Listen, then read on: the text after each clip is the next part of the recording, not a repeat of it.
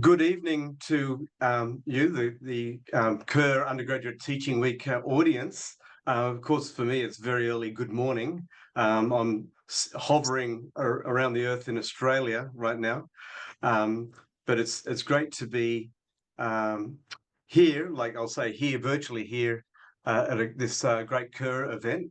I've been to many CUR conferences over the years, and it's great to see Elizabeth, and there might be a few other familiar names amongst the audience.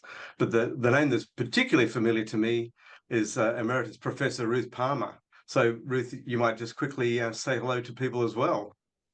Hi, everyone. Hi, especially Elizabeth. Welcome to the session. Um, I am very happy to be part of this conversation, especially in terms of the work that we've been doing in undergraduate research for teacher education over the past few years. So I'll be ready to pick up and continue to talk about research thinking, but in particular with reference to undergraduate students in this first year of teacher education program. So I look forward to participating with you. Thank you, John. So we've got the web link in the text chat. If you want to have access right now to the PowerPoint slides, you can do that. And there's a few links in there that might make life a bit easier. And one thing I'm going to check with Todd is we can move into breakout rooms if I give you an instruction to do that. Sure Yep. thing. Beautiful. Yeah. And we'll work out how many breakouts, depending on how many people are there when we do so. Beautiful. Yes. So we are thinking about teacher research thinking, and very much in the context of 2025 developments of AI. This move to reasoning AI that has been quite a big shift. And I'm going to show you some of the things I used to do in view of AI last year and the year before, and now how much things have changed and what that means, particularly, as Ruth was saying, for our pre-service teachers. So I'm in the School of Education, University of Adelaide. I'm the director of the Bachelor of Teaching, so a 4-year pre-service teacher degree. And we want our teachers to be going into schools during the degree in their placements, being AI savvy, really thinking about the way they're engaging with the school students, but particularly on graduation, to really be prepared for the world that is awaiting them in schools. So what we don't want for in-service teachers, those who are teaching now and our pre-service teachers, we don't want them to fall into the risk where their teachers' thinking is outsourced. So the reason that's a risk is because of even more than 2023 and 2024, when we're all getting very worried about AI, now there's been a big shift to reasoning models.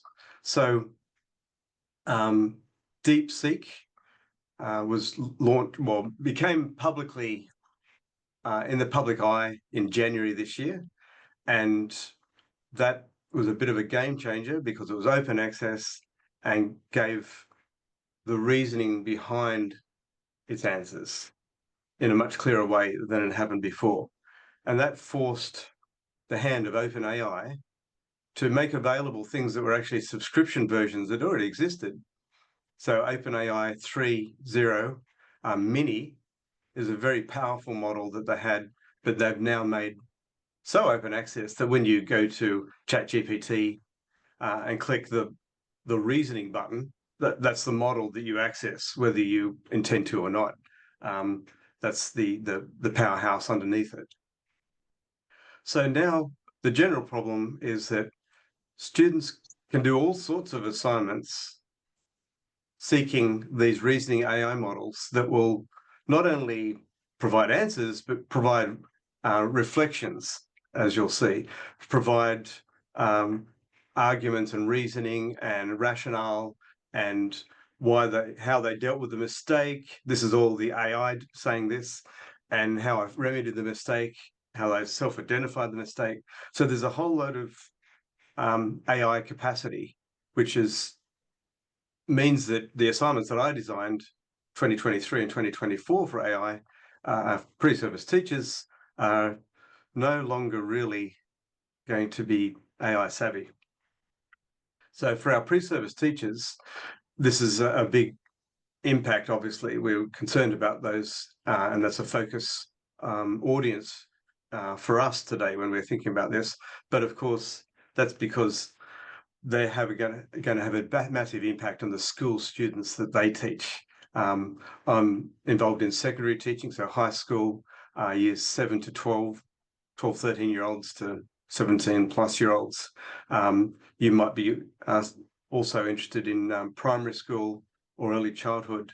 In fact, I'm involved in a university merger where we are getting colleagues from early childhood and primary. So I'm very aware of the needs in those areas as well.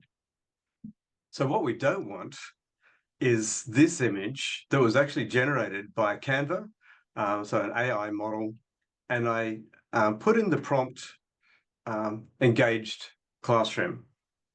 And this is, to me, a very frightening dystopian future of engaged classroom. Curiously, the students don't have many electronic devices. There's a lot of pen and paper in this form of engagement, a lot of hands on chin. Students are kind of paired up, like facing someone, but it's very sterile, very male dominated, very like one hair color. It's very factory orientated, and the lighting itself is scary. And this is, as an AI generated image, it's like language models. It's actually synthesizing what it's finding about engaged classrooms to produce this. So that's even more frightening. But definitely this is not what we want, right? So just a reminder that, or in the web chat, that link is in there. I'll pause for a second in case anyone wants to use a QR code reader. So you can download that from the WordPress site, which is called Melted Education. So I wanted to show you briefly how things have changed. So this is a chat I had with ChatGPT 3.5. It was 2023. I thought, gee, it's second half of the year. I got teaching. I better really work out what I need to do for my assignments and my teaching in view of ChatGPT 3.5. And it was interesting. I was asking ChatGPT questions that would test its limitations. And I asked, how did you determine the credibility of sources that you were trained on?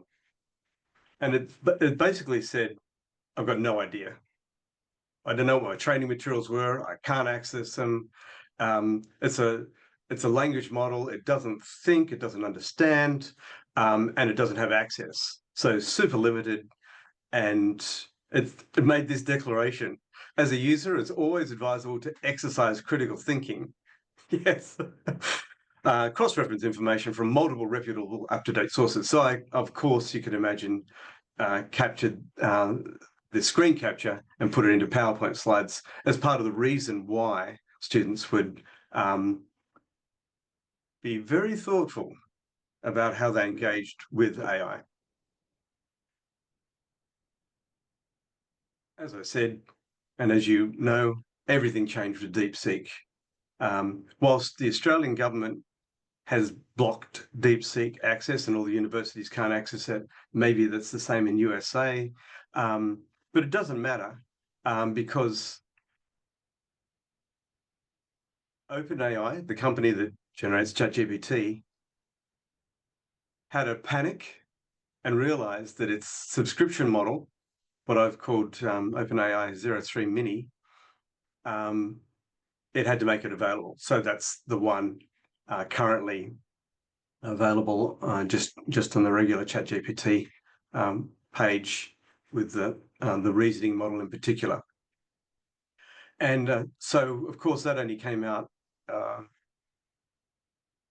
open access. early February. And I do a fair bit of research on how students think, but also on metacognition, students thinking about their own thinking, controlling their own thinking.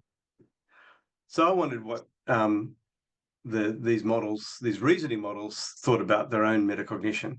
And I said, yeah, I can engage in metacognition. I can explain my reasoning, evaluate responses, adjust based on feedback. It's like, okay, that's a nice claim.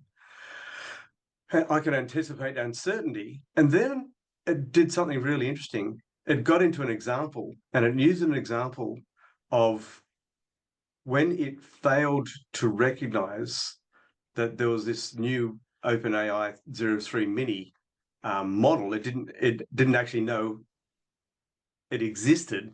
It's basically it didn't know its own self-existence, which is kind of an existential crisis almost. But when I told it that no, this does exist and you're kind of out of date, it actually went through a bit of a flurry and started accessing the web in real time. And it said, oh yeah, you're right, it does exist, and this is how you access it, and this is what you do.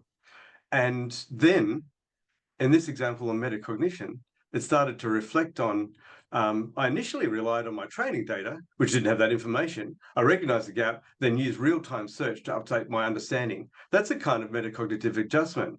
And then are you curious about how I process questions? And so I went on with the conversation, and it's breaking down as reasoning, my original thought process, my metacognitive reflection. Now, as I said before, these AI models don't have cognition, they don't think.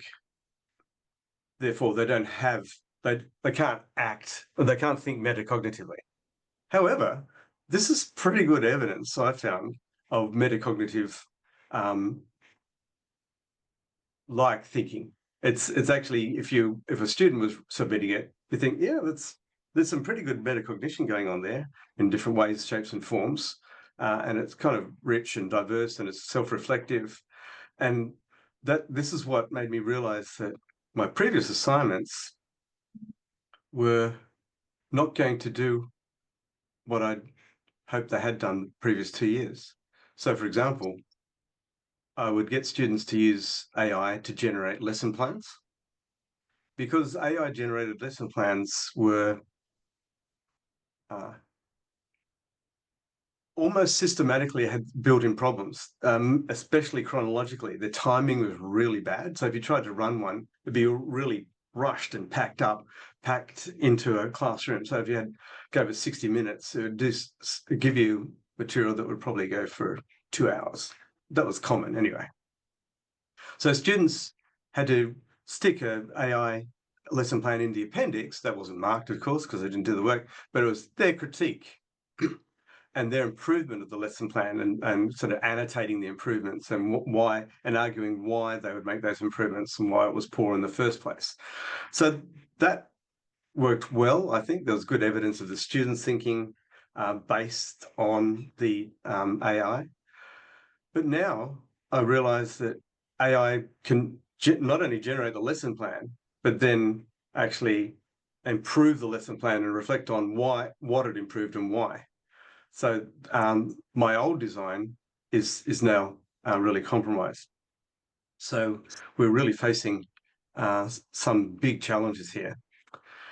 So as you've seen in this talk, we're thinking about teachers' research thinking.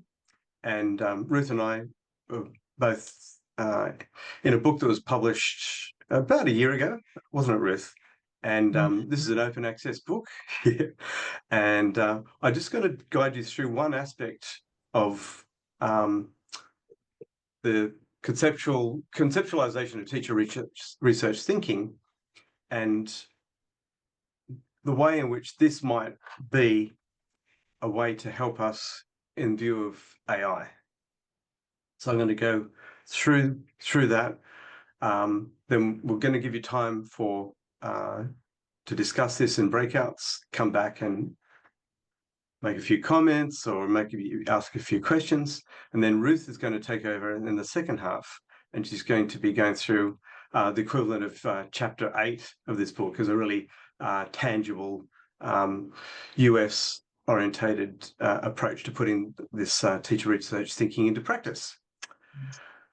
So it's found in chapter 1 that the main content of what I'm going to go through is found, and it's all around teacher research thinking. Now, over the years of when I've been really engaging with the way we as educators facilitate students' critical thinking, problem solving, research processes, over the years from the literature and then engagement with a lot of research, which is cited in the book you can access, we've found some fairly useful verbs that portray complex, sophisticated thinking where it's found. And they're intentionally general so that we have to bring them to life. So, for example, embark as a verb there, which is beginning of a voyage, very general. We're not going to generally ask students to embark. It's meant to be brought into operationalization, because we could ask students to pose researchable questions or to clarify their research aim, for example, or in other contexts, you might say to hypothesize, or you might get them to define the parameters of a problem. There's many, many ways of embarking. And in fact, those diverse ways are very important to have specific verbs and specific descriptions of how that happens. But there is something that's important and general about that. So each of the verb sets that emerge from our research have proven to be helpful, but not the terminology. The terminology always needs to shift according to its context. Some verbs like evaluate and reflect used typically in time and again. But what I want to show you is the connection between these typically common verbs and teacher research thinking.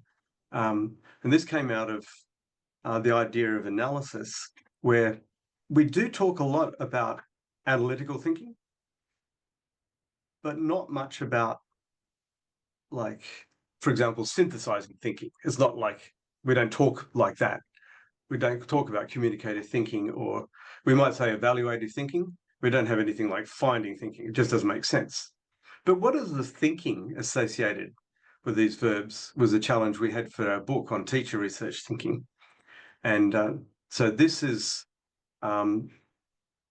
what we've crystallized, the research thinking that relates to these central verbs. Purposive thinking is not thinking that has a purpose. We do that all the time, but it's thinking about purpose. It's thinking about, what am I trying to achieve here?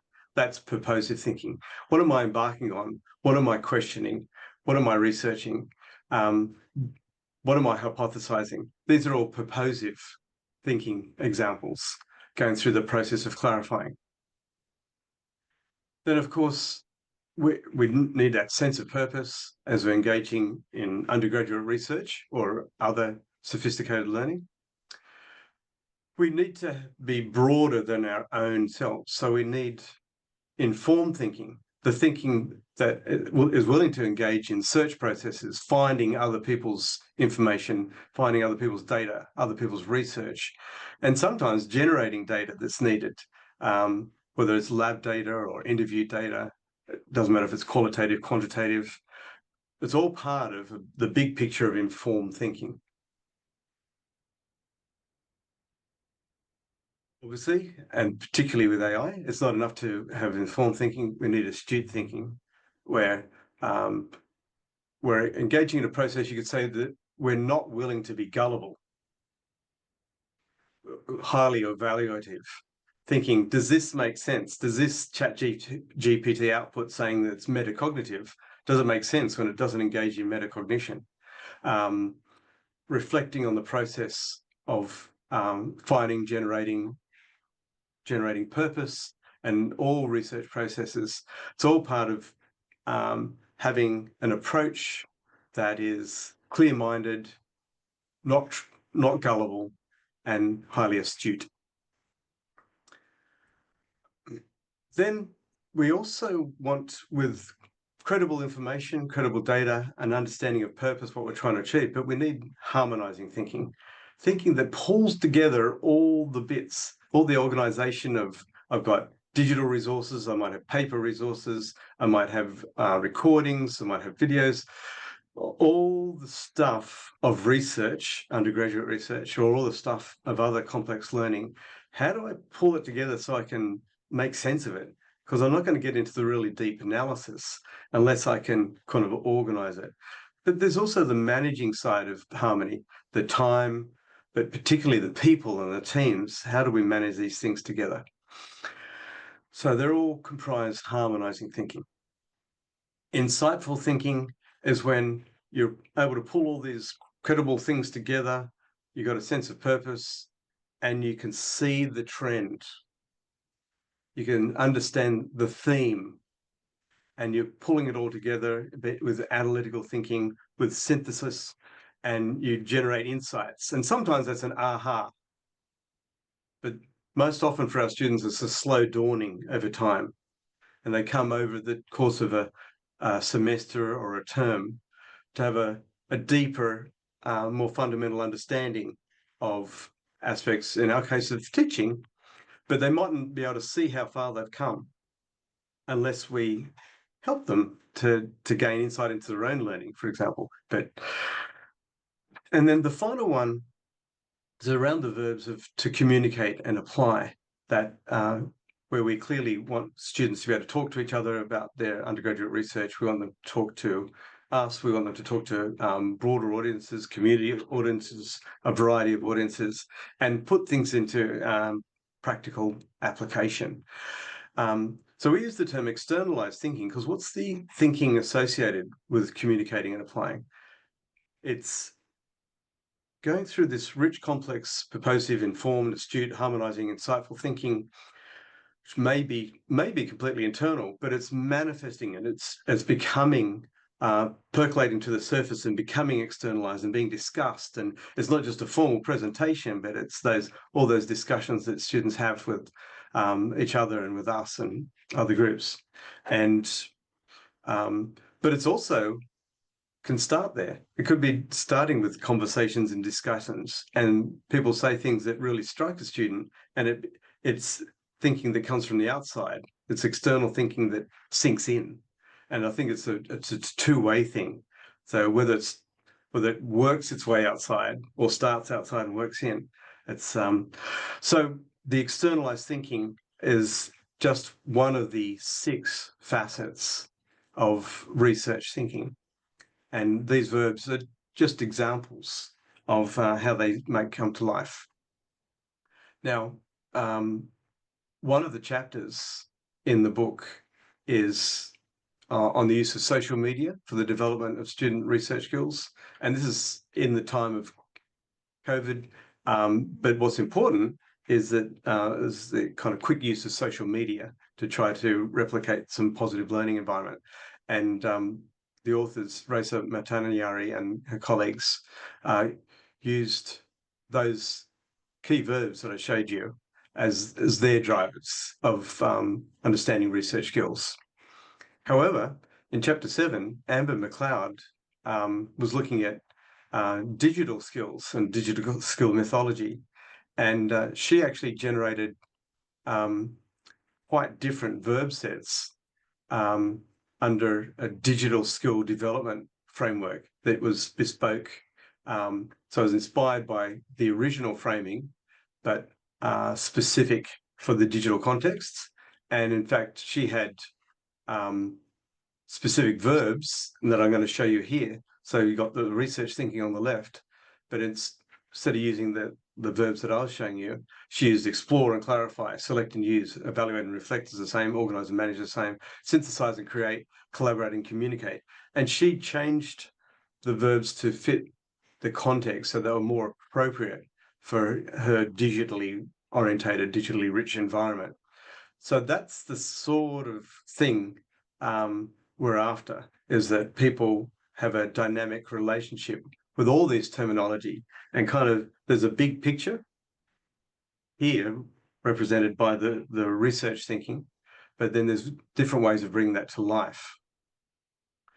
Another important aspect of that is not just the cognitive domain that I've been focusing on, but also the affective domain, where research thinking, for example, purposive thinking, is really nicely tied to curiosity in some contexts, especially undergraduate research. But in problem solving, if students are that's their focus, it might be more important that they're empathetic and understanding people's problems, or in the health context, it's more important that they're empathetic. And of course, there's plenty of times in the teaching that empathetic student is more important than a curious student when it comes to students learning.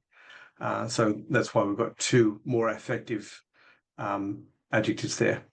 For informed thinking is that students would be determined not to accept things that are just half-baked and slapdash, but they'll keep going through a process of working out, is this AI output really credible? Can I find supportive sources? Do I need to change things completely?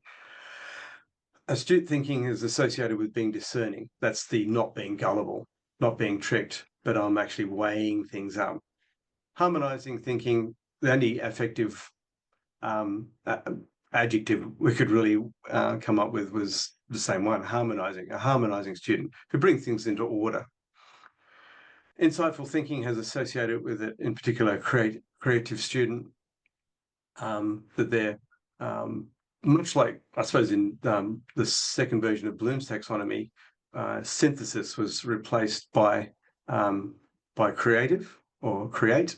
There's a lot of similarities, but also some differences between synthesis and creative. But here it's bringing those creative powers in a more affective way into insightful thinking.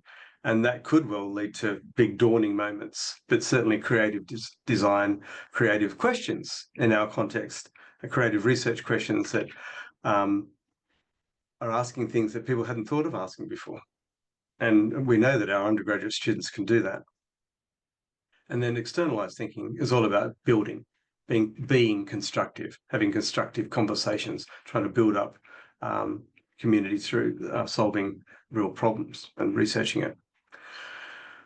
And then finally, we also associate research thinking with key questions.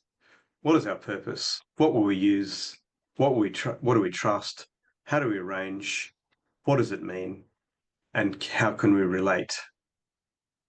So these questions, as one year 6 student once said when I was presenting this in schools, as well as universities, but in school, she said, I like these questions. I can ask myself these questions. And it was a very eye-opening sort of comment, that given a structure she could use. So you could see that there's a lot of different components. So in the book, that's in a table that's pretty much like this, teachers' research thinking.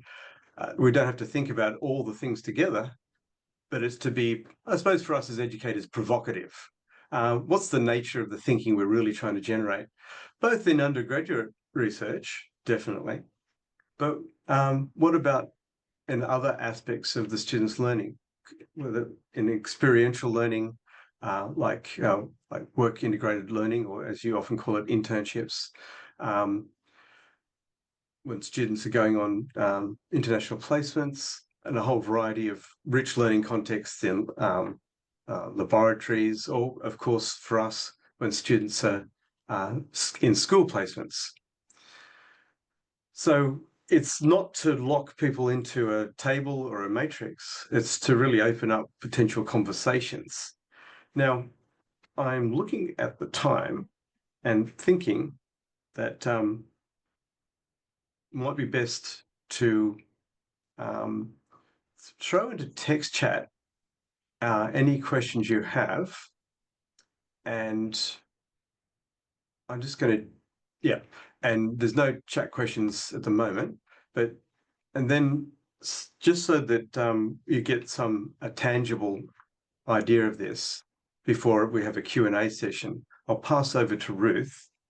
And so while Ruth is getting ready to do that, I'll just field the chat, stop share, and let Ruth get ready. And if anyone wants to microphone in a question, feel free to do that while Ruth's getting ready too. So I'll stop share, Ruth.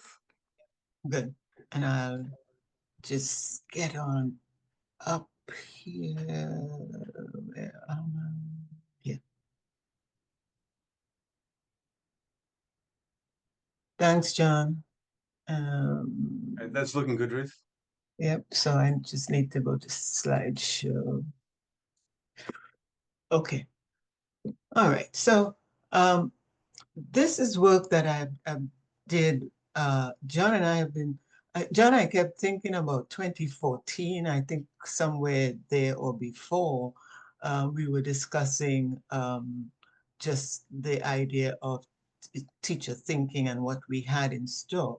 And I was teaching a class at TCNJ. I was the educational psychologist in the School of Education for Secondary Education.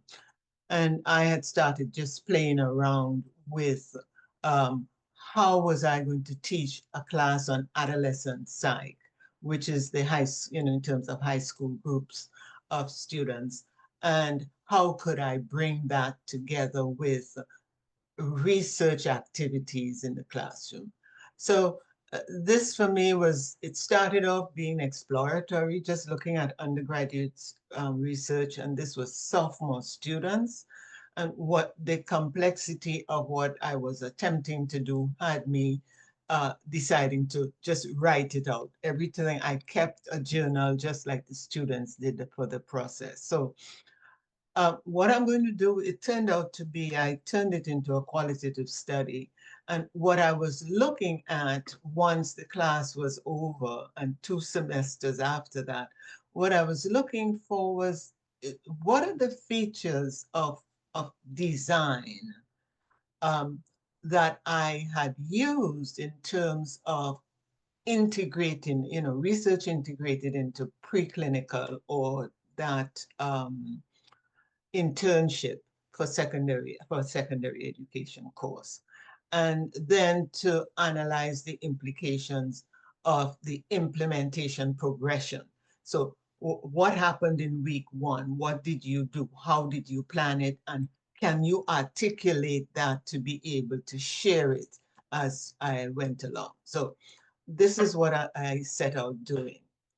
So first part, what about design? There were foundational elements about the course transformation.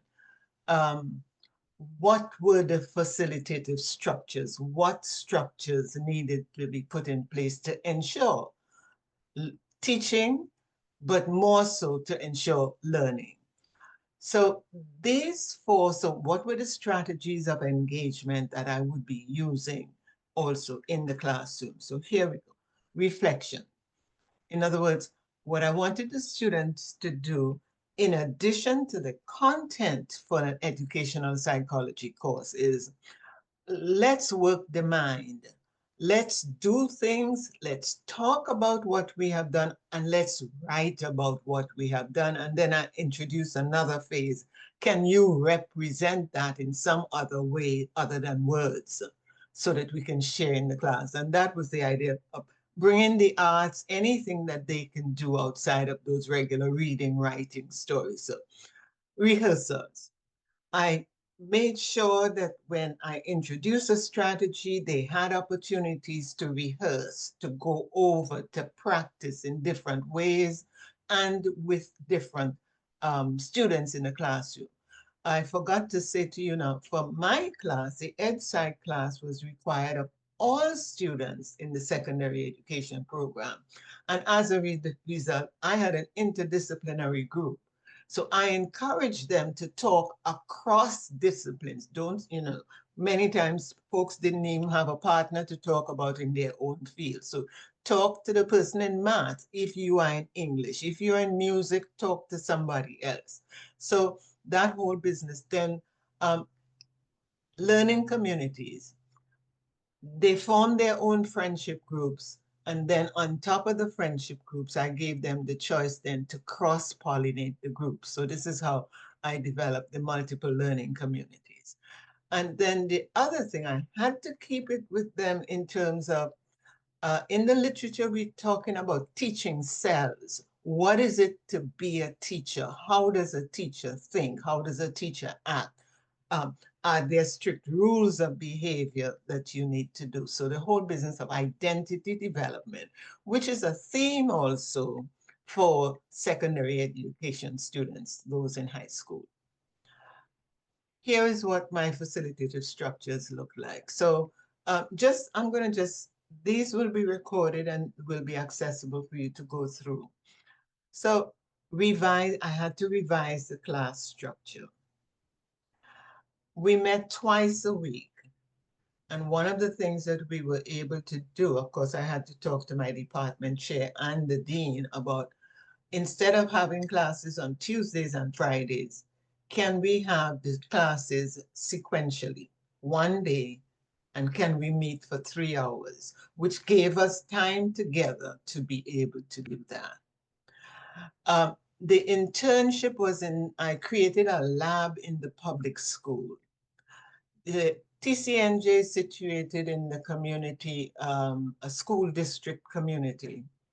And that time I was on the school board, so I was able to communicate with the school district board about what is possible in teaching.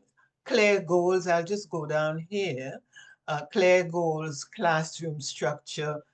With 3 hours, we had periods, very clear times that we were working.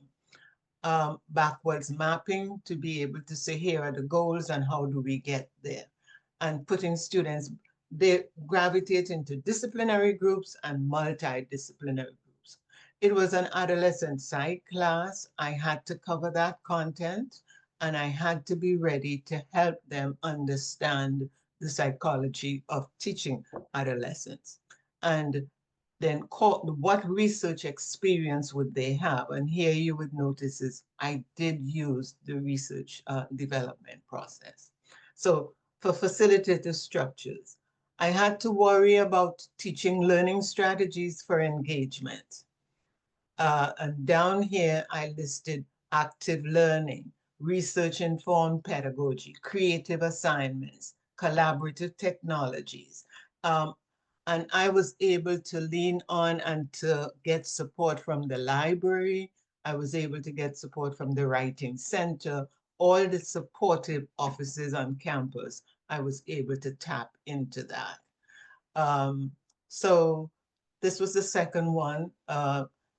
Collaborative technologies. Now, I wish the only thing we were dealing with at that time in terms of technology was spell check and those other things. And, and those were not deep. Those were just the kinds of things that we had.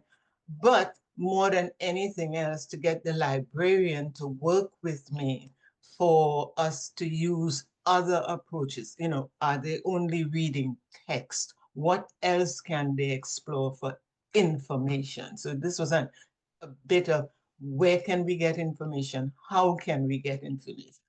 The Writing Center worked with me in terms of coming up with contents and assignments and working with the RSD around thinking like a researcher. The students in the sophomore year, they think as students, and there is an overlap with the researcher, but being able to introduce research thinking, a little sophisticated, sequential, harmonizing kind of thinking for them to do, to work through those in any way possible.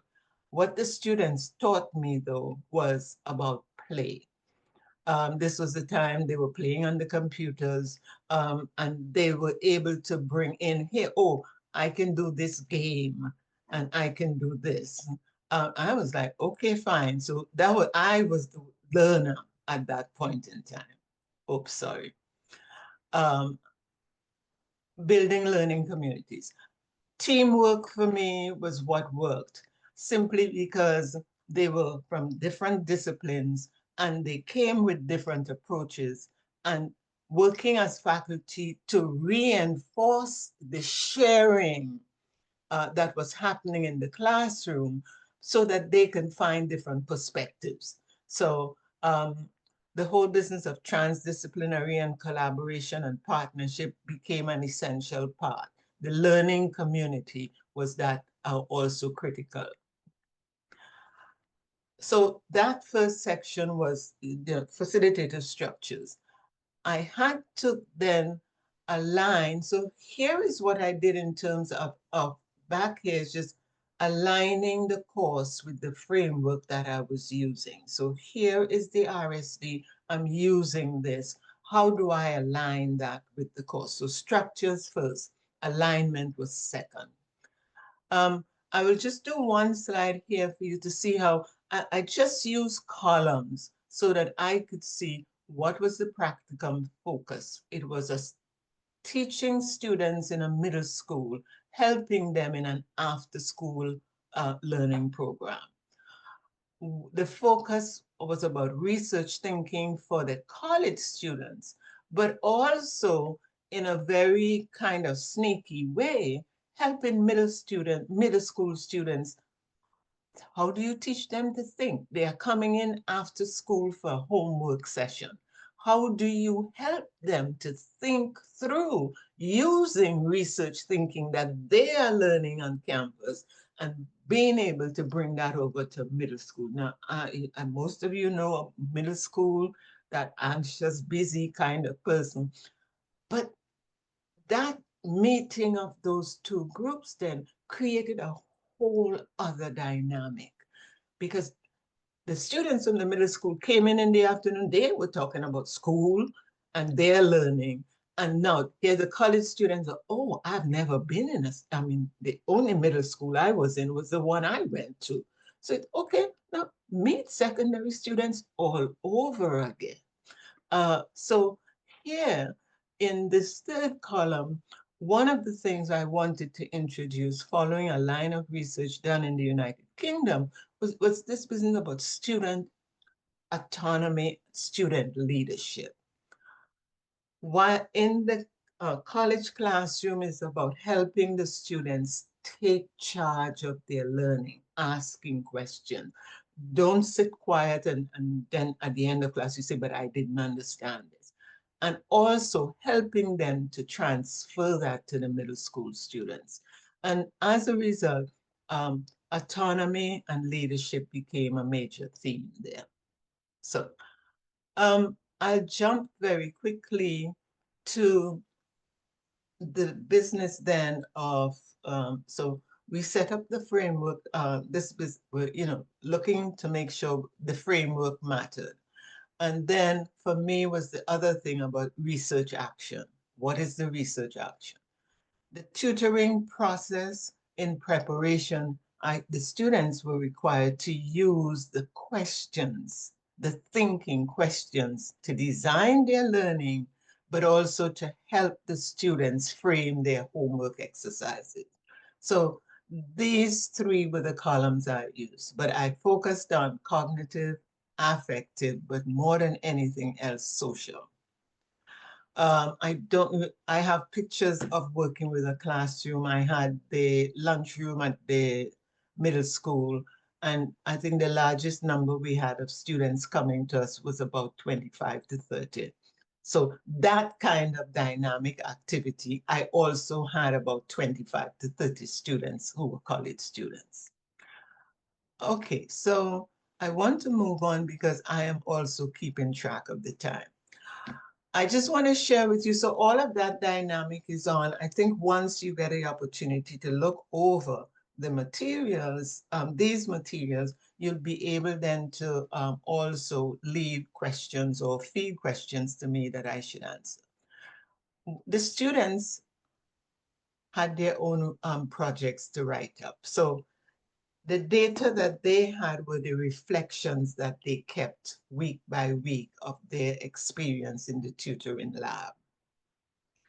I just want to give you the title of just two of the students who worked through the class with me, a qualitative analysis of a prospective teacher's tutoring experience, a focus on early adolescence. And what I looked for with naming your work is, did you cover all the bases? If somebody picks this up, you know, because when we were reading in class, it was, oh, did the title match the article? You know, they ask these kinds of questions. So did your title of your project match what you really did? And I don't, I'm not, I looked at how the guys worked in the class and how the women in the class worked. Uh, they were able to capture it, words that were different, but in truth and in fact, they were able to recognize the methodology.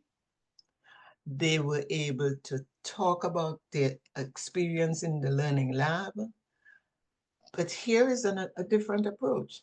The benefits and challenges for prospective teachers and their tutees. Now, this one for me, I chose this one because the reflection was not only on the person's work, but onto the progress of the students who came to the tutoring lab. And that was exactly what I was hoping would happen, where they would move beyond themselves. Uh, from here, what I did with the students is like dissemination mattered. Students presented their work in the classroom. They presented their work at the School of Education's celebration of research, and everyone had to present at the faculty-wide student research day. So from here, I would say I'd pause here a bit and just say to you, you know, for me, here are the reflections that I have, you know, that teacher educators' capacity to build an anchored course redesign. I think that we focus so much on teaching and learning. And here was an opportunity I took at my own risk, I would say, to take on redesigning my course with all the permissions I needed, um, using the elements of the framework, but also looking at the prospective students' capacity. How did they persist across these different learning environments? Initially, we had 15 weeks. Initially, they were slightly disoriented. The course was too different from what they were accustomed. Come to class, sit, write notes, go away. Here was, you had to leave the campus, go to the school. And not only that, you weren't just visiting the school, you were there interacting with secondary education students. And what the other thing too was the implication for the responsive and thoughtful adoption of curriculum-based undergraduate research experience. Playing with laddered curriculum for undergraduate research. I had sleepless nights over this, trying to engage my colleagues to have them come into my classroom to see what I was doing and to be able to critique that. Extending the teacher educator's role into curriculum design. Curriculum is part of teacher education, but teacher educators are not necessarily the experts in curriculum design. You learn it as you go or with your beyond your specialty. What I loved, because I was on the school board, was to be able to have that faculty, school, students partnership. Um, and I really enjoyed working. I had 2 terms on the school board, so I had 6 years to work through any changes or the communication. And for me, interdisciplinarity became a dead focus of my work. Um, so that's where the project ends. But I just needed to say that it is that project that has become the basis of the additional work that I do. Research thinking becomes an essential part of my presentation in terms of asking my colleagues to work with me on this project in terms of making space for deliberate study. I think it's critical that we study the old time book reading, or the book group or the article reading. That's one. And this other one is creating a collaborative leadership model for engaging faculty and students in different kind of thinking, but a part of the research process, innovation and creativity, where I'm pushing beyond cognition to imagination, into emotions for collective imagination. Learning leadership, it's critical that learning becomes a continuous thing for all students, and communication and interdisciplinarity. Sharing this is okay. I build on the work that I'm doing. But I also know that there are resources out here.